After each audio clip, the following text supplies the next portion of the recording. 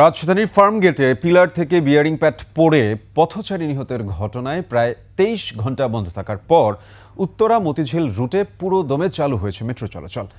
DMTCL থেকে জানানো হয়েছে সোমবার বেলা ১১টা থেকে উত্তরা থেকে মতিঝিল পর্যন্ত মেট্রো রেল সেবা নিরবিচ্ছিন্নভাবে পুনরায় চালু করা হয়।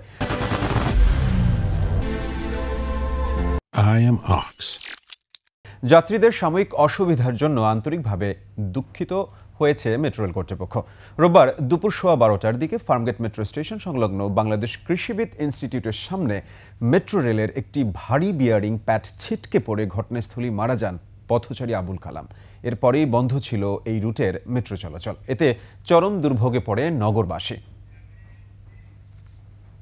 আমি আজকে আসার সময় উপরের দিকে তাকায় তাকায় হাঁটতেছিলাম যে আবার কখন খুলে পড়ে, মানে ব্যাপারটা পুরোটাই অনেক রিস্কি আর কি। এখানে আপনি লোক নিয়োগ দেন, রক্ষণাবেক্ষণ করুক, পর্যবেক্ষণ করুক প্রত্যেক দিন, কোথায় আমাদের নাট লুজ আছে, কোথায় কোন সমস্যা আছে, কিন্তু এটা দেখার কোনো লোক নাই কেন? গভর্নমেন্ট শুধু এটার থেকে লাভ নিতেছে, তো আমাদের জীবনের মূল্য নাই।